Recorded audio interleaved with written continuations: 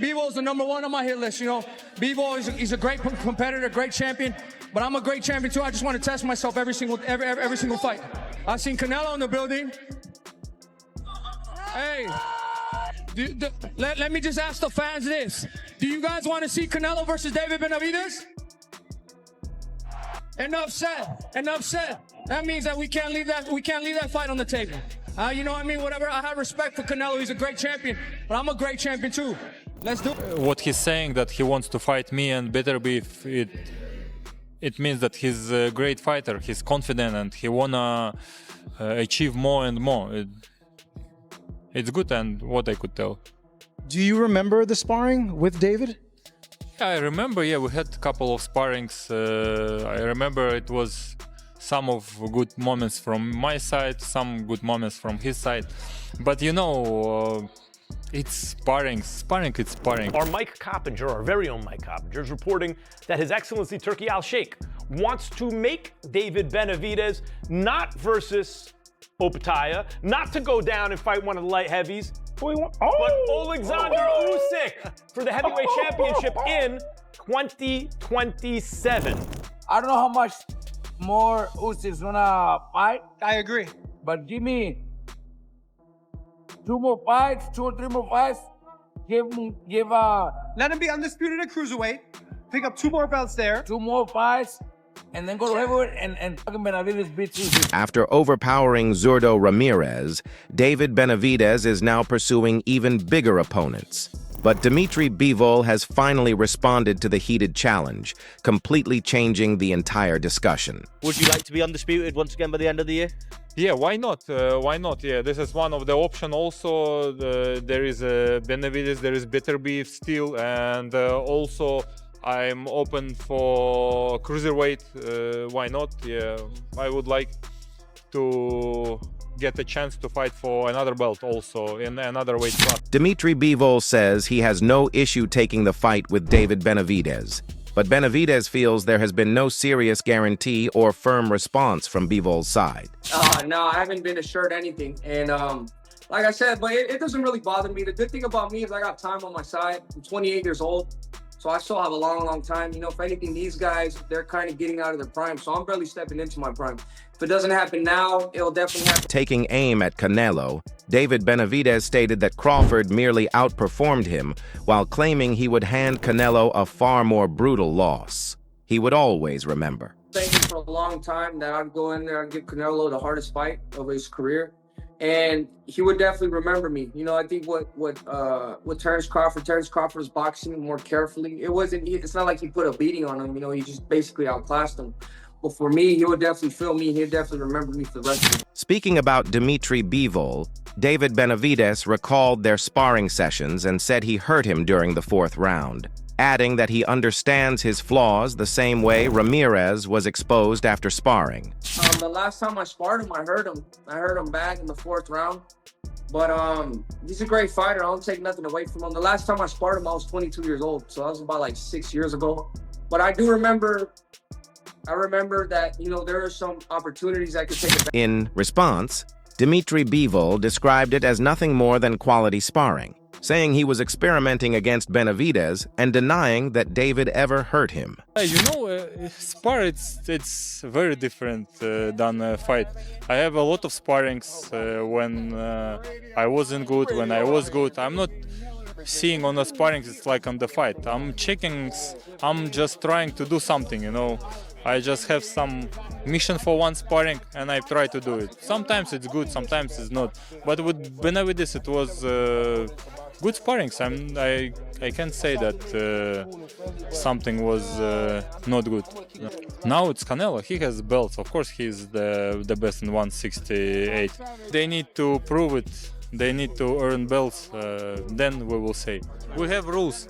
You have belts. No matter what took place during sparring, Teofimo Lopez gave a straightforward opinion on the matchup, saying Dmitry Bivol would present a very tough challenge. For David Benavidez, It's different, and I feel like with Bivol, I think he's the only one that'll possibly give David Benavidez a little bit of run for his money. Who do you like in the fight? Moving all that. Because of the movement, I think that Benavidez really capitalizes when you're right there with him. Yeah. And I think Bivol doesn't give you that kind of momentum.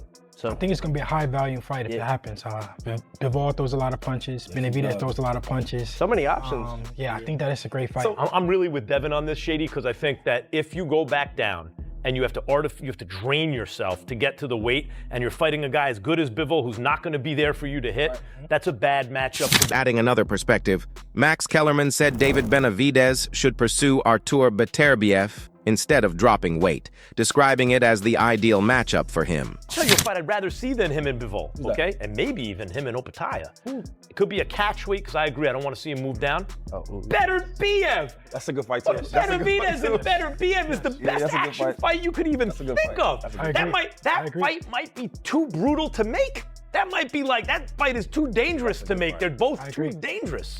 Yeah, Arthur, oh my play God. With Arthur, another play. Either him or Bivol. Like, they would take them two before he fights Ja, correct? I don't know, man. I'm with Devin, man. You're already at cruiserweight. I mean, I'm telling you, I think it would take a lot out of him trying to cut that weight down. As discussions continue, Max cites Mike Coppinger's report claiming Turki Al-Sheikh is not focusing on Benavidez against Beterbiev, Bivol, or Canelo.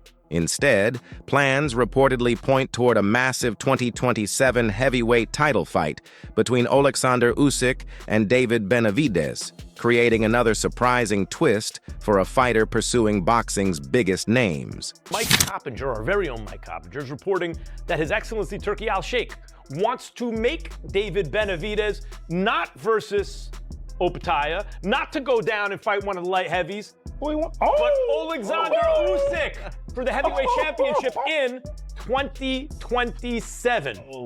Turki Al-Sheikh is, of course, right again, like when he was tweeting out after Moses Atama had a blowout win. He was tweeting out, hey, him and Usyk, oh, it's too soon. Everyone stop. Of course, that's what you're really...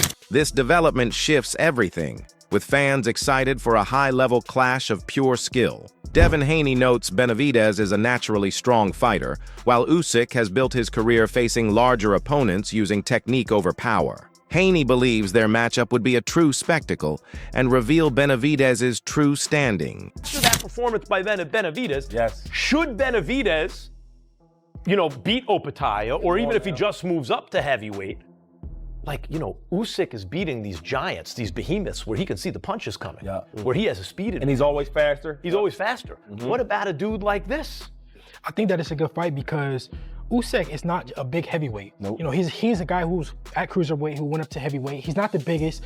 He's not beating guys, by just overpowering them. He's beating them by skill. Right. So I think that this is a great fight because it's skill versus skill, and with David would be his more natural. After a career-shaping stoppage win, David Benavidez faces major decisions about whether to drop back down or remain at cruiserweight. His dominant display has quieted critics, including concerns raised by Andre Ward about his move upward. Benavidez says he prefers moving down and still has Dmitry Bivol as his main goal. You going back down or you don't know yet? No, I'm going back down because honestly, at the end of the day, what I want for myself is, nobody pushes me to do anything. Every fight that I've got for the past 5 fights, I've called myself. I want Bivol. I want Beterbiev.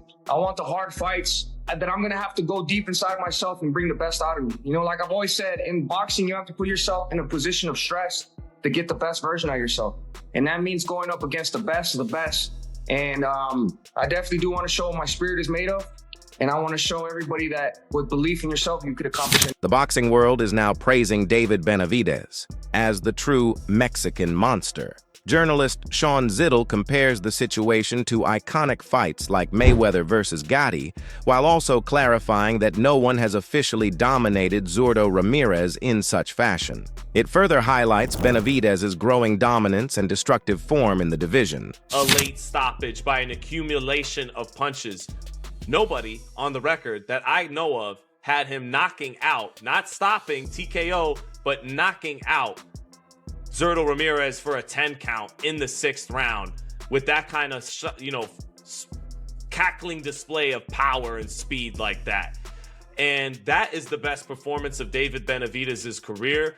And look, Floyd Mayweather, when he beat Arturo Gatti, was a heavy favorite. Arturo Gatti, kind of like Zurdo Ramirez, although obviously a much more beloved and exciting fighter and a bigger name. Although Sean Zittel likened Benavidez's performance against Ramirez to Mayweather versus Gotti, Benavidez clarified after the fight that Manny Pacquiao is his real inspiration. He says he follows Pacquiao's path, using that motivation to push toward becoming boxing's next leading star, while also acknowledging and respecting the legends who came before him. I want to follow in the footsteps of my idol, Manny Pacquiao. You know, funny enough, me and Manny Pacquiao have the same birthday, so I feel like we have the same fire and the same flame. And, you know, I just want to give these types of exciting fights because when I was a little kid, this is what always excited me, you know, these types of fights, watching these, you know, these crazy knockouts, these crazy stoppages. And I think for me to be able to do this is, you know, I'm able to motivate the younger generation, just like how the old generation would motivate me. Samson Lukowicz, David Benavidez' longtime promoter, has shared new details about why a fight with Canelo never took place. He claims Eddie Reynoso, Canelo's trainer, admitted blame for the matchup not happening and even considered sparring, but he discouraged it, worried it could end badly for Canelo, intensifying the ongoing tension. I had a call from Eddie Reynoso, and I want to say public that it's my fault because Canelo never fought David Benavidez. He called me up, he said, I need a sparring.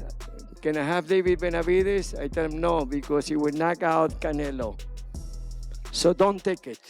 Listen to me, you're my friend. At the center of the situation is Canelo, whose decision to miss the Cinco de Mayo main event triggered backlash and boos, with fans claiming he is avoiding pressure. Jose Benavidez Sr. strongly criticized him, saying Canelo is dodging the fight due to the risk posed by David Benavidez, escalating tensions further. Canelo's not the same no more. He's tired.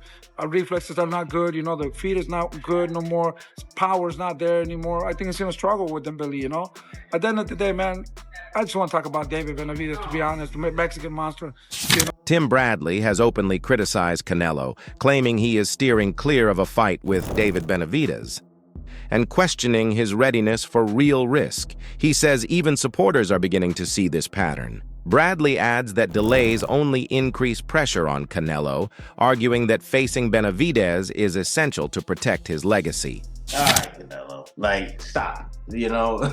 Come on, bro. You ain't had a to get in there and fight no damn Benavidez. And I know, come on, Canelo fans, come on, Canelo fans.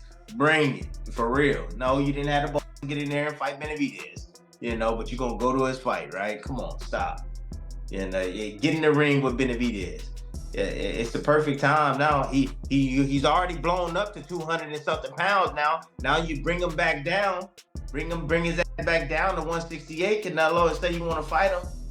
Oscar De La Hoya has offered insider details on why the matchup never materialized, alleging Canelo consistently found reasons to step back from meaningful talks. He argues the problem goes beyond scheduling or finances, pointing instead to missing commitment. De La Hoya says chances existed but were never truly followed through. The fighters not having literally the ball to go up there and fight the toughest challenges. Because maybe you might be protecting your own, maybe you're never scared, but you just don't want to face certain fighters. And I believe, and people, we've heard it over and over and over again, Benavidez calling out Canelo. Why didn't Canelo want to fight Benavidez? You have to ask that to Canelo. I have my answer. Well, you have to ask. You were trying to negotiate. You were trying to make that fight, right? We couldn't get him to the table. At all. Excuse after excuse. I mean, come on. Benavidez was chasing you for so long. Oscar De La Hoya has strongly criticized Canelo, saying he should be embarrassed for not facing David Benavidez, a fight fans have wanted for years. He notes that even Zurdo Ramirez has pursued the same chance without success, highlighting a recurring trend. De La Hoya insists the problem isn't timing or business, but reluctance at elite level, claiming both opponents were prepared while Canelo avoided the risk to his record and legacy. Benavidez and Zurdo were the top guys for Canelo to fight. He didn't want to. That's the bottom line. There's nothing else I can say. With Canelo showing little sign of accepting, Many fans now feel the matchup may never take place. Sean Zittel agrees, saying David Benavidez should move his attention to Dmitry Bivol rather than keep calling out Canelo. He believes Bivol represents the true legacy test and a more realistic high-level challenge. The legacy fight right now, the fight, is Dmitry Bivol. And one way to really ingratiate yourself to that Mexican and Mexican-American fan base is, hey, Bivol, you know what? Canelo's a great fighter. We're never really going to get that fight anyways. You know, it was a good quote afterwards. Canelo was in the building a short time before the main event. I get it. You got to play that up. But the real fight is Bivol, and it's, hey, pick on a Mexican your own size. That is how you pick on a Mexican your own size, not a 5'8", former junior middleweight. Amid ongoing debates, attention is shifting to a potential blockbuster planned for David Benavidez in 2027. Reportedly backed by Turkey Al-Sheikh, Robert Garcia says the matchup would challenge Alexander Usyk instead of Benavidez. He believes Benavidez's power and style could trouble Usyk significantly and even give him a winning chance. That's why they call him the monster, man. That fucker is gonna be champion at fucking heavyweight. Okay, let's talk about that. Him against Usyk, what do you think? Give him a couple more fights at cruiser, and give him. I don't know how much more Usyk's gonna fight. I agree, but give me 2 or 3 more fights. Let him be undisputed at cruiserweight. Pick up 2 more belts there. 2 more fights, and then go to heavyweight and fucking Benavidez beat Usyk. From Bivol finally speaking out to Canelo receiving strong criticism, and Benavidez pursuing major legacy bouts alongside a surprising potential Usyk clash, the storyline continues to expand. Each perspective adds another layer, but only the ring will settle it all. The key question remains, who will Benavidez fight next, and can he really overcome every challenge? If you enjoyed this, subscribe and share your thoughts in the comments.